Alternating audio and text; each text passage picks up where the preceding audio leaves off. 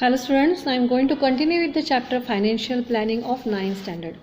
So in previous lecture we learned the different types of taxes and some income tax related terms, what is the meaning of financial year, assessment year and computation of income tax and also the basic exemption limits. So in this lecture we see how to calculate the or how to compute the income tax according to the age group. So computation of income tax according to the age group. तो यहाँ पे मैं कुछ 3 tables आपको बता रही हूँ. ये 3 टेबल्स आपको लर्न करने की ज़रूरत नहीं है क्योंकि ये टेबल्स आपको एग्ज़ाम में दिए जाते हैं. लेकिन इसका मतलब क्या है, वो कैसे हमें उसको देखना है, सॉल्व करना है, वो आपको समझ में लेना है. तो यहाँ पे हम देखेंगे. तो first table, so the individual up to age of 60 years. तो जिनका एज 60 ईयर्स तक है, मतलब 60 से कम, 60 और 60 से कम, तो उनके लिए इनकम टैक्स कैसे निकाला जाता है, तो ये इस टेबल में आपको बताया गया है. तो इस टेबल को ध्यान में रखते हुए हमें जो इनकम टैक्स है वो निकालना है. तो सबसे पहले हम देखेंगे कि अगर यहाँ पे कुछ स्लैब्स दिए गए हैं, मतलब अप टू 2,50,000 यहाँ तक जो है वो इनकम टैक्स किसी को नहीं बैठता है. अप टू 2,50,000 इनकम टैक्स नहीं पड़ता है. तो यहाँ पे इनकम टैक्स नील. एजुकेशन सीस का मतलब है एजुकेशन के ऊपर जो मिलने वाला टैक्स है वो टैक्स. सीस का मतलब है टैक्स, वो भी नील होता है. और सेकेंडरी और हायर सेकेंडरी एजुकेशन सीस भी नील होता है. मतलब जिनका एनुअल इनकम और इनकम टैक्स जो है वो 2,50,000 तक है, उनको कोई भी इनकम टैक्स नहीं बैठता है. जिनका एनुअल इनकम इतना है उनको इनकम टैक्स नहीं मिलता है और नहीं पड़ता है उनके ऊपर. अगर इससे 1 रुपया भी ज़्यादा है आपका रकम, तो यहाँ पे देखो वो सेकेंड वाला जो स्लैब है दैट इज़ 2,50,001 to 5 लाख, मतलब आपका एनुअल इनकम इसके बीच में है. तो हमें पहले क्या करना पड़ता है, so the taxable income minus 2,50,000. जो भी आपकी टैक्सेबल इनकम है, तो वो जो टैक्सेबल इनकम आपका होगा, सपोज़ वो है 3 लैक्स, तो वो जो 3 लैक्स है वो 3 लैक्स के 3 लैक्स में से हमें क्या करना पड़ता है, 2,50,000 माइनस करना पड़ता है. तो ये भी आपको ध्यान में रखना है कि 3 लैक्स में से 2,50,000 माइनस हो गए तो 50,000 ही बच गए. तो उसके ऊपर हमें 5% इनकम टैक्स भरना पड़ता है. और 2% of education, 2% of income tax हम एजुकेशन सेस के लिए देते हैं और 1% ऑफ इनकम टैक्स हम secondary and higher secondary education cess के लिए देते हैं. नेक्स्ट वन, अगर इनकम एनुअल इनकम आपका जो होगा वो इससे 1 रुपया भी ज़्यादा होगा तो भी इसमें आता है वो 5,01 रुपीज़ टू 10 लाख रुपीज़.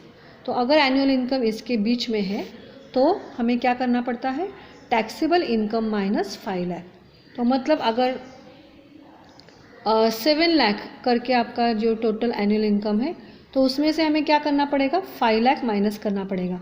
सो 7 लाख माइनस 5 लाख, तो कितना बचता है, 2 लैक्स. और हमें क्या करना पड़ता है, 12,500 प्लस 20% इनकम टैक्स के लिए देना पड़ता है. आफ्टर दैट 2% इनकम टैक्स हमें एजुकेशन से इसके लिए देना पड़ता है और 1% ऑफ इनकम टैक्स हमें सेकेंडरी और हायर सेकेंडरी एजुकेशन से इसके लिए देना पड़ता है. So this is all about the slab that is in between, that is 2,50,000, 2 lakh to 5 lakhs, 5 lakhs to 10 lakhs and more than. अगर 10 लाख होगा तो हम क्या कर सकते हैं, तो मोर देन 10 लाख जिसका एनुअल इनकम है, इसके लिए टैक्सेबल इनकम माइनस 10 लाख होता है. और वो जो रकम बची है उसे हम क्या करते हैं, 1,12,500 प्लस 30% ऑफ इनकम टैक्स उसको देना पड़ता है. इसके अलावा 2% ऑफ इनकम टैक्स भी देना पड़ता है और 1% इनकम टैक्स भी उनको सेकेंडरी और हायर सेकेंडरी एजुकेशन से इसके द्वारा देना पड़ता है. तो ये सब जो टेबल है वो किसके लिए एप्लीकेबल है, जिनका एज अप टू 60 ईयर्स तक है. इसके लिए हम ये टेबल यूज़ कर सकते हैं। लेकिन अगर सीनियर सिटीज़न है, मतलब जिनका age in between 60 to 80 years है, इनके लिए ये स्लैब थोड़ा सा अलग हो जाता है। तो अप टू 3 lakhs इनके लिए कोई भी इनकम टैक्स नहीं पड़ता है। आफ्टर दैट अगर इनका इनकम जो है annual income it is in between 3 lakhs to 5 lakhs होता है, तो हम इसमें से 3 लाख पहले माइनस करते हैं। जो भी उनका एनुअल इनकम है उसमें से 3 लाख माइनस होगा और 5% इनकम टैक्स हमें उसके ऊपर देना पड़ेगा। 2% इनकम टैक्स हम एजुकेशन सेस के लिए देंगे और 1% for secondary and higher secondary education cess के लिए देंगे। अगर इनका annual income is in between 5 lakhs to 10 lakhs, then जो टैक्सेबल इनकम है उसको हम 5 लाख से माइनस करेंगे, that is taxable income minus 5 lakh करेंगे। और 10,000 प्लस 20% इनकम टैक्स इसके ऊपर मिलेगा। Then 2% income tax education cess के लिए देना पड़ेगा और 1% इनकम टैक्स सेकेंडरी और हायर सेकेंडरी एजुकेशन सेस के द्वारा हमें देना पड़ेगा। अगर इनकम जो है सीनियर सिटीज़न का वो मोर देन 10 लाख रुपीज़ है, तो क्या होगा, टैक्सेबल इनकम हम उससे माइनस करेंगे 10 लाख रुपीज़। जो भी टैक्सेबल इनकम होगा उनका, उससे हम 10 लाख रुपीज़ माइनस करेंगे और 1,10,000 प्लस 30% इनकम टैक्स उनके ऊपर बैठेगा और 2% ऑफ इनकम टैक्स एजुकेशन इसके लिए देना पड़ेगा और 1% ऑफ इनकम टैक्स सेकेंडरी और हायर सेकेंडरी एजुकेशन से इसके लिए देना पड़ेगा। ये सब टेबल हम एग्ज़ाम में आपको दिए जाते हैं और इसको देख के हमें वो इनकम टैक्स उनका कैलकुलेट करना पड़ता है। अब जो सुपर सीनियर सिटीज़न होते हैं, सुपर सीनियर सिटीज़न का मतलब जिनका एज अबव 80 ईयर्स है, इनके लिए भी थोड़ा सा अलग सा एडजस्टमेंट उसमें होता है। So the first one is taxable slab, income slab. अगर 5 लाख उनका है तो उनको कोई भी इनकम टैक्स नहीं पड़ता है if the age is above 80 years. Then 5 to 10 lakh के बीच में अगर होगा तो उनका टैक्सेबल इनकम माइनस 5 लाख करके 20% इनकम टैक्स इसके ऊपर उनको देना पड़ेगा। 2% of income tax education cess के लिए देना पड़ेगा और 1% income tax secondary and higher secondary education cess के लिए देना पड़ेगा। ये सब टेबल्स आपके टेक्स्ट बुक में है। एंड इफ़ जो एनुअल इनकम होगा it is more than 10 lakhs, then उसमें से हम 10 लाख माइनस करेंगे और 1 lakh plus 30% of income tax उनको देना पड़ेगा। 2% of income tax education cess के लिए and 1% of income tax secondary and higher secondary education cess के लिए उनको देना पड़ेगा। तो ये जो तीनों टेबल है वो तीनों टेबल आपको अच्छे से समझ के आपको उसका कैलकुलेशन करना है। ये टेबल आपको एग्ज़ाम में दिए जाते हैं। Now we see the practice set 6.2. See the example. So the first one is observe the table given below and check and decide whether the individuals have to pay income tax. तो इनको income tax बैठेगा या नहीं बैठेगा, इतना ही हमें calculate करना है। तो टेबल में हमें ये डिफरेंट इंडिविजुअल्स दिए हैं, उनका एज भी आपको दिया है और उनकी टैक्सेबल इनकम भी आपको दी गई है। तो फर्स्ट वन है मिस निकिता, उनका एज है 27। तो आपको अभी मैंने जो टेबल बताया था पहला वाला, तो उस टेबल में हमने सीखा था कि अप टू 60 एज, यहाँ पर मैं साइमल्टेनियसली वो टेबल में आपको दिखाती हूँ। अप टू 60 एज अगर उनका एनुअल इनकम 2,50,000 तक है तो उनके लिए कोई भी इनकम टैक्स नहीं पड़ता है। और इनका जो इनकम है एनुअल इनकम वो है 2,34,000, तो इनको भी कोई इनकम टैक्स नहीं बैठेगा। तो ये लिखना कैसे है आपको, तो age of Nikita that is 27 years, मतलब it is less than 60 years. उनका टैक्सेबल इनकम है 2,34,000, मतलब ये 2,50,000 से कम है। So she will not pay any income tax. तो आपको ऐसे करके इसका आंसर लिखना है। The next one is the mister Kulkarni, इसका एज जो है वो है 36। तो यहाँ पे मैं लिखती हूँ age of mister Kulkarni that is 36 years which is also less than 60 years. उनका जो टैक्सेबल इनकम है वो क्या है 3,27,000। मैंने अभी आपको बताया कि up to 2,50,000 no income tax we have to pay, but इनका जो इनकम है वो है 3,27,000, तो it is greater than 2,50,000। 3,27,000 is greater than 2,50,000, so he will have to pay income tax. बस आपको इतना ही लिखना है कि इनको इनकम टैक्स बैठेगा या नहीं बैठेगा. After that miss Mehta, that is 44 years old. So Miss Mehta age is 44 years. It is less than 60 years. And इसका जो एनुअल इनकम है वो है 5,82,000. तो 5,82,000 विच इज़ ग्रेटर दैन 2,50,000, तो उसको भी इनकम टैक्स भरना पड़ेगा. She will have to pay income tax. Next one, mister Bajaj, इनका एज है 64 years एंड एनुअल इनकम है 8,40,000. तो अभी देखो it is greater then 60 years, तो सीनियर सिटीज़न में वो है. अगर इनका एज 60 और 80 के बीच में है तो up to 3 lakhs there will be no income tax. But mister Bajaj जो है उनका टैक्सेबल इनकम है 8,40,000 which is greater than 3,000 and so mister Bajaj will have to pay income tax. Then next one is mister D'Silva and इसका age जो है वो 81 years and taxable income है 4,50,000. तो एज ऑफ मिस्टर डिसिल्वा, तो एज है उनका 81 years. 81 years मतलब ये सुपर सीनियर सिटीज़न है और सुपर सीनियर सिटीज़न के लिए टैक्सेबल इनकम अगर 5 लाख होगा तो उनके ऊपर कोई भी इनकम टैक्स नहीं बैठता है. तो इनका जो इनकम है वो है 4,50,000 which is less then 5 lakh, so he will not पे इनकम टैक्स. तो हमारे जो फर्स्ट क्वेश्चन था 6.2 में, उसके जो आंसर्स हमें कैसे लिखने वो मैंने आपको बता दिया. Now see the example number 2. तो example number 2 is mister Kartar Singh, that is इसका एज भी आपको दिया है, दैट इज़ 48 years, मतलब ये 60 एज ग्रुप से कम है. दैट इज इट इज़ जो फर्स्ट टेबल था that is the up to age of 60 years, इस ग्रुप में वो बैठेगा. Works in a private company, his monthly income after deduction of allowances is ₹40,000. उसका मंथली इनकम हमें दिया है, जिसके जो अलाउंसेस है वो सब कट करके उसके हाथ में कितना इनकम आता है 40,000. Every month he contributes 3,000 to GPF.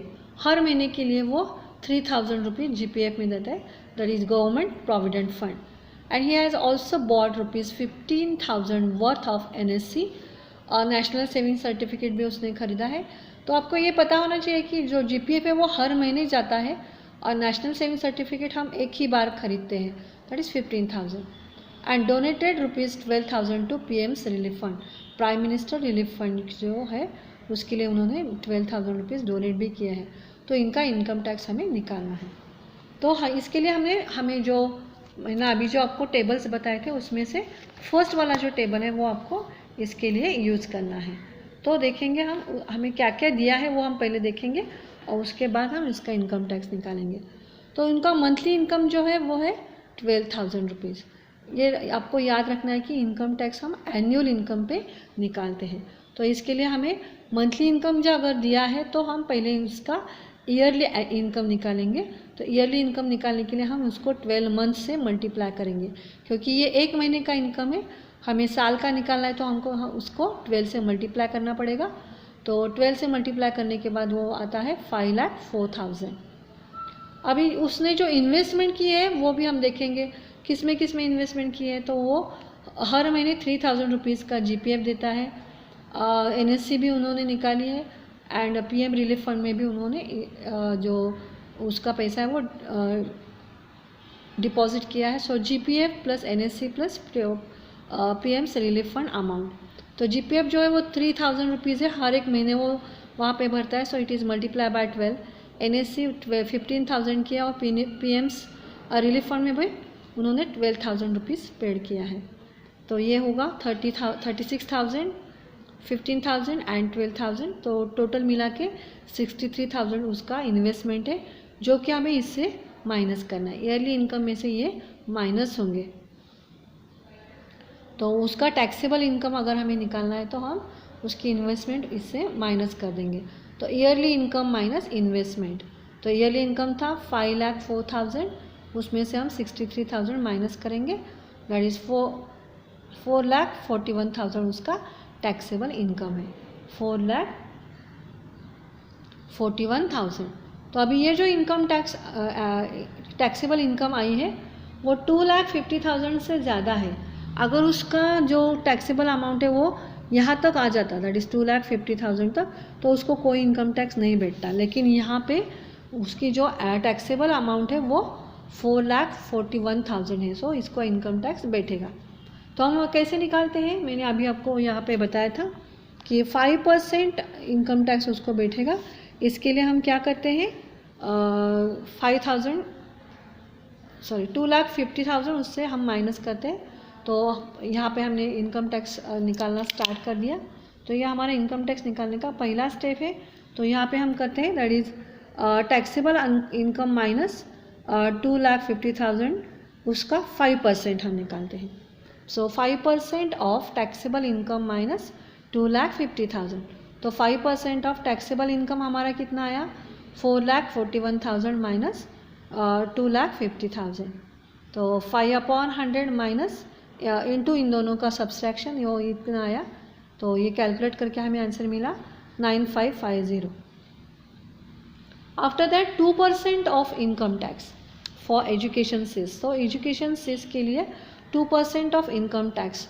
तो इनकम टैक्स हमारा कितना आया, 9,550, उसका 2%। तो 2/100 इंटू 9,550, वो अमाउंट आया 191 rupees. After that secondary and higher secondary education cess, वो है 1% of income tax. So 1% into 9,550, तो 1/100, तो इतना मल्टीप्लाई करने से हमें मिला 95.50 रुपीज़। तो उसका जो टोटल इनकम टैक्स है वो इन तीनों अमाउंट का एडिशन है। तो 9,550 प्लस 191 प्लस 95.50, सो इसका टोटल इनकम टैक्स आया 9,836.50 रुपीज़। तो ये जो पहले मैंने आपको बताया था वो था मंथली इनकम, उससे हमने ईयरली इनकम निकाला by multiplying the amount with the 12। उसने कहाँ पर इन्वेस्टमेंट किया है वो हमने पहले निकाला। एंड टैक्सेबल इनकम निकालने के लिए इसमें से, दैट इज़ ईयरली इनकम में से, हम ये इन्वेस्टमेंट माइनस करते हैं और इसके ऊपर हम इनकम टैक्स निकालते हैं, that is 5% of taxable income minus 2,50,000।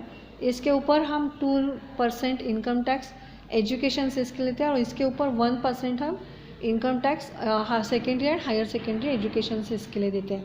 और इन तीनों का addition is nothing but the income tax, total income tax. So this is the end of this chapter. In next lecture we'll see the new chapter. Thank you.